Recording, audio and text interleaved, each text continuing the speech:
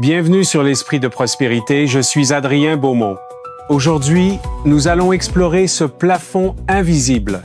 Votre grand-mère gardait peu son argent caché dans une vieille boîte à café. Ce n'était pas par manque de confiance envers le système bancaire. En réalité, elle ne se faisait tout simplement pas confiance pour ne pas le dépenser s'il restait visible et accessible au quotidien. Une boîte en fer blanc avec un couvercle rouge poussait tout au fond du placard au-dessus du réfrigérateur. Un fonds d'urgence toujours présent qui ne grandissait jamais et ne bougeait absolument jamais. Cet argent restait simplement assis dans l'obscurité, attendant patiemment que quelque chose de grave se produise. Cette image silencieuse constitue en fait l'intégralité de votre éducation financière. Personne ne vous a jamais fait asseoir pour vous dire que vous étiez pauvre. Personne ne vous a tendu un manuel expliquant pourquoi vous alliez lutter avec l'argent tout au long de votre existence. C'était beaucoup plus silencieux que cela. C'était la façon dont la mâchoire de votre mère se contractait quand la voiture faisait un bruit étrange, un bruit mécanique qu'elle ne faisait pas la veille. C'était la manière dont votre père changeait brusquement de sujet dès que quelqu'un osait mentionner le mot retraite, comme si ce concept lointain n'avait pas sa place dans votre réalité quotidienne. C'était cette façon qu'avait chaque conversation sur l'avenir de se heurter inévitablement à un mur. Un mur invisible fait de rien d'autre que d'habitudes ancrées, d'histoires et de croyances muettes. La croyance non dite que les gens comme vous ne finissent pas avec plus que ce avec quoi les gens comme vous ont commencé. Vous l'avez absorbé comme les enfants absorbent tout, sans même vous en rendre compte. L'argent était devenu une source de honte bien avant que vous ne soyez en âge de comprendre ce qu'était réellement l'argent. Vous n'avez pas fait signer l'autorisation pour ce voyage scolaire tant attendu. Parce que les frais étaient de 12 € et que c'était tout simplement la mauvaise semaine, vous portiez les 3 mêmes chemises en rotation, devenant expert pour faire croire que c'était un choix de style.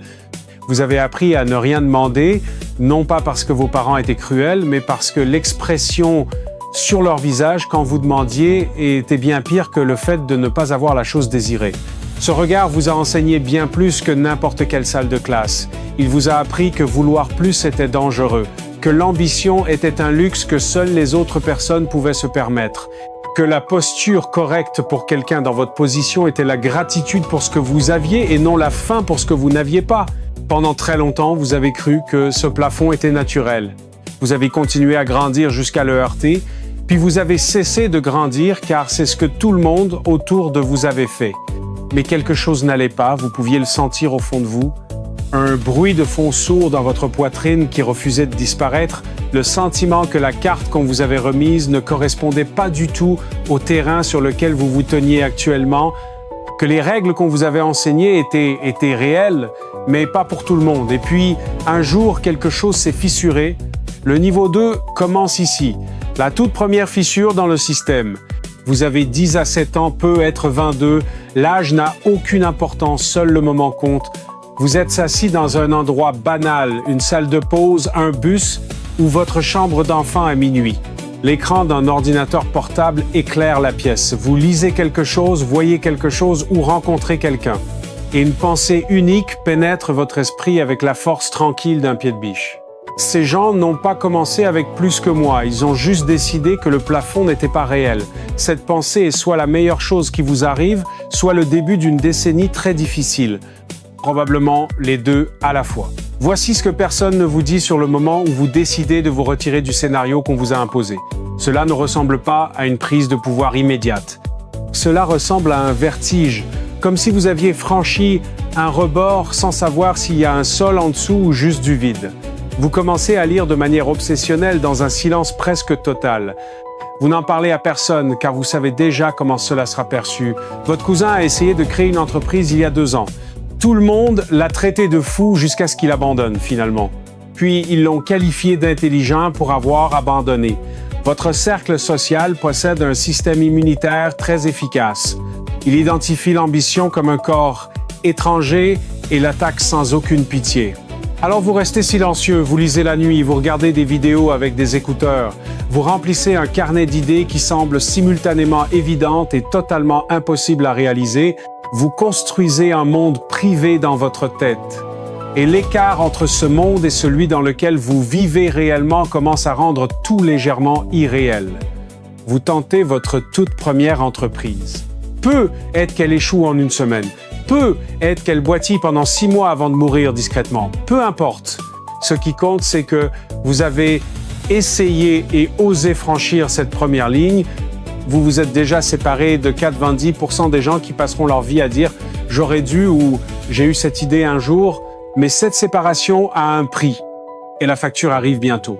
Niveau 3, l'acharnement. Personne ne publie sur les 2 ou 3 premières années. Votre compte bancaire ne reflète absolument pas les heures incalculables que vous avez investies dans votre projet. C'est la partie de l'histoire qui est ignorée dans chaque vidéo de réussite, chaque publication de quelqu'un qui a compris le système et vend maintenant des formations sur comment le comprendre. Il saute cette étape, il la saute parce que cette partie est laide, lente et ne convertit pas bien. Cette partie, c'est vous fatigué d'une manière que le sommeil ne peut pas réparer, répétant des actions sans voir de résultats, faisant quelque chose pour la 100e fois alors que ça ne fonctionne toujours pas. Pendant ce temps, tout le monde autour de vous mène une vie normale qui commence à paraître, sinon glamour du moins reposante. Vos amis cessent de vous inviter à sortir. Pas par méchanceté, ils ont juste cessé de s'attendre à ce que vous disiez oui, et puis ils ont tout simplement arrêté de demander. Vous vous dites que c'est très bien, que ce sacrifice est le prix de l'objectif. Et c'est vrai, mais le sacrifice coûte toujours quelque chose, même quand on le choisit délibérément. Votre famille commence à poser des questions avec une certaine tension. Quand est-ce que cela va se transformer en quelque chose de réel? Pas parce qu'ils veulent vous voir échouer. Ils sont sincèrement terrifiés pour vous et les gens effrayés deviennent vite impatients. Votre mère vous demande si vous avez besoin d'argent. Le fait qu'elle offre un argent qu'elle n'a pas rend la situation pire, pas meilleure. Vous encaissez une perte. Pas une petite, une perte vraiment douloureuse. Vous avez peu être investi des mois d'économie dans quelque chose qui ne fonctionne pas. Vous devez vous asseoir avec ce chiffre. Ce chiffre spécifique et humiliant et comprendre ce qu'il signifie sur vous. Vous dormez mal pendant 1 semaine. Vous avez ce moment précis à 3 heures du matin où le projet entier semble non seulement difficile, mais véritablement stupide et voué à un échec certain. Où la voix qui ressemble exactement à celle de tous ceux qui ont douté de vous devient très forte et très raisonnable. Elle dit « Personne venant d'où tu viens n'a réussi cela. Ce n'est pas une coïncidence, ce sont des données. » Vous restez avec cette pensée un moment, puis vous vous levez, pas parce que vous êtes fait d'une matière spéciale, pas parce que vous avez un état d'esprit que les autres n'ont pas. Vous vous levez par nécessité. Vous vous levez parce que l'alternative est de faire demi-turn. Et vous avez passé assez de temps sur la ligne de départ pour savoir que vous ne pouvez plus y vivre. Cette ancienne version de vous n'existe plus. La version de vous qui accepte simplement le plafond a disparu. Vous avez brûlé le plancher de ce côté-là. Alors vous continuez d'avancer, mais les choses sont différentes maintenant. Vous êtes un peu plus dur, un peu plus silencieux. Il y a des conversations que vous aviez avec les gens que vous aimez, que vous n'avez tout simplement plus, non pas parce que vous vous êtes éloignés émotionnellement les uns des autres, mais parce que la distance entre ce qui est dans votre tête et ce qu'ils comprendraient est devenue trop grande pour être comblée en un seul dîner. Cette solitude n'est pas dramatique, elle ne s'annonce pas, elle s'installe tranquillement comme des sédiments au fond de l'eau. Pourtant, quelque chose commence à fonctionner. Vous pouvez le sentir vibrer avant même de pouvoir le voir. C'est l'aube d'un changement. Niveau 4, le premier signe, ce n'est pas le million. Ce n'est même pas proche du million. Mais c'est réel et c'est à vous. Et rien de ce qui a précédé ne vous a préparé à ce que vous ressentiriez. C'est peu être le premier mois où vos revenus annexes couvrent votre loyer. Peu être la première fois qu'un inconnu vous paie pour quelque chose que vous avez créé de vos propres mains. Une véritable victoire. C'est peu être un chiffre sur votre compte qui, il y a 2 ans, aurait ressemblé à une erreur de frappe. Quoi que ce soit, c'est très spécifique et cela arrive un mardi ordinaire, sans aucun avertissement. Vous le fixez plus longtemps que de raison. Puis, vous fermez l'ordinateur et allez vous coucher car il n'y a personne à appeler. C'est ça le problème avec la première vraie victoire quand on a travaillé seul. La personne à qui vous voulez le plus l'annoncer ne comprendrait pas ce que ce chiffre signifie. Pas parce qu'elle n'est pas intelligente, mais parce qu'elle n'a pas le contexte de vos nuits blanches. Elle n'a pas vécu les jours sombres qui ont produit ce résultat. L'expliquer nécessiterait de tout expliquer. Et vous n'avez pas l'énergie pour tout ce soir. Alors vous restez avec ça, tranquillement. Vous laissez cette victoire être réelle. Vous allez dormir. Ce qui change, vous croyez pour la première fois, d'une manière qui n'est pas juste une façade, que le plafond est réellement franchissable. Avant, vous le saviez intellectuellement. Maintenant, vous le savez dans votre corps. C'est différent. C'est la différence entre lire sur l'altitude et respirer réellement l'air raréfié de la montagne. Ce qui empire, les enjeux. Parce que maintenant c'est réel, ce qui signifie que ça peut être perdu. La peur change de forme. Avant, vous aviez peur que ça ne marche jamais. Maintenant, vous craignez que ça s'arrête. Vous devenez protecteur d'une manière qui frise la paranoïa. Vous n'en parlez pas, vous ne publiez rien. Vous ne voulez l'énergie de personne près de ça jusqu'à ce que ce soit assez solide pour être vu. Vous réinvestissez tout. Vous restez inconfortable exprès, car le confort est l'endroit où l'élan vient mourir. Vous l'avez appris à la dure. La première victoire est une preuve, pas une véritable arrivée. C'est la confirmation que la direction est la bonne. Et c'est tout ce dont vous avez besoin. Continuez d'avancer. Le processus ne fait que commencer et le prochain niveau vous attend dans l'ombre. Niveau 5, la traversée. Le chiffre devient réel un mercredi. Pas un mercredi dramatique avec une bande sonore épique. Vous êtes assis dans un endroit ordinaire, votre voiture ou votre table cuisine. Ou ce bureau qui coûte trop cher parce que vous vous êtes enfin permis un vrai bureau et vous faites les comptes comme vous l'avez fait 100 fois et cette fois, il dépasse les 7 chiffres symboliques. C'est la première fois que ce chiffre s'applique à vous, à votre nom, au compte auquel votre numéro de sécurité sociale est rattaché. Vous vérifiez 2 fois, vous fermez l'onglet, vous l'ouvrez à nouveau. Vous pensiez que ce moment ressemblerait à une ligne d'arrivée, à la libération spécifique d'un souffle que vous reteniez depuis des années. Vous pensiez qu'il y aurait une sensation physique intense, un signal de votre système nerveux disant « c'est le moment, tu as réussi ». Au lieu de cela, c'est remarquablement calme.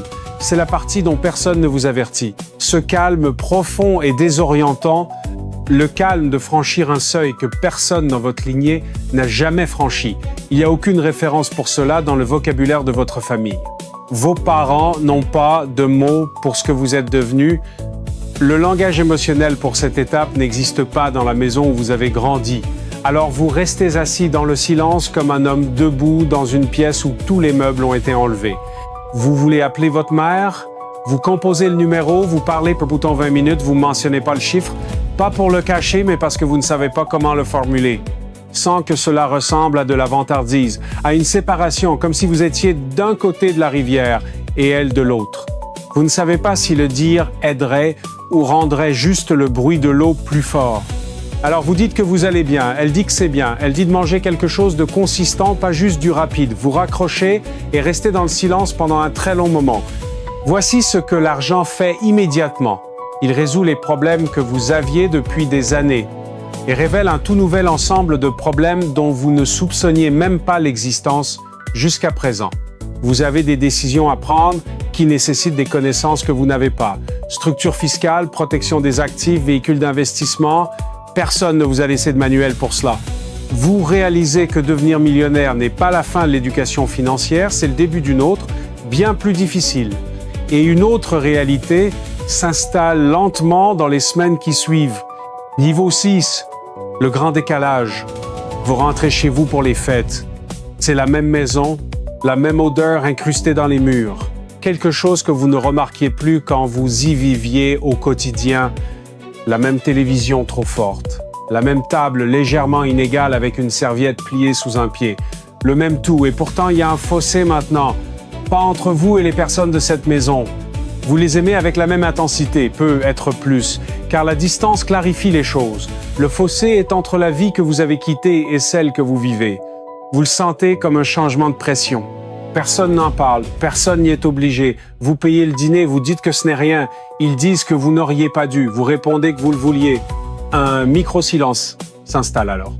Un silence qui dure juste assez longtemps pour être inconfortable. Puis tout le monde passe à autre chose et personne n'en reparle. Mais c'est arrivé et vous commencez à perdre des gens qui ne partent pas. C'est ça qui est étrange. Personne ne sort dramatiquement de votre vie. Pas de confrontation. Juste une dérive progressive, comme 2 bateaux attachés ensemble et quelqu'un lâche doucement la corde.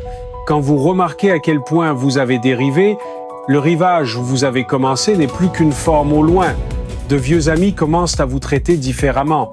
Certains deviennent plus silencieux. D'une manière qui ressemble à de la gêne, d'autres deviennent plus bruyants, testant, cherchant la version de vous qui prouverait que vous n'avez pas changé, et quand ils ne la trouvent pas, ils sont perdus. Un ami d'enfance fait un commentaire lors d'un dîner qui passe mal, quelque chose qui ressemble à une blague mais porte tout le poids du ressentiment, vous ne relevez pas. Il ne s'excuse absolument pas, vous faites tous deux comme si le moment était passé, vous vous appelez plus aussi souvent après ça, vous perdez aussi des gens qui décident de partir, des relations qui ne survivent pas à votre évolution, des gens qui aimaient la version de vous qui avait besoin d'être sauvée et ne savent pas comment aimer celle qui n'en a plus besoin. Vous pleurez ces pertes en silence car vous n'avez pas les mots pour cela.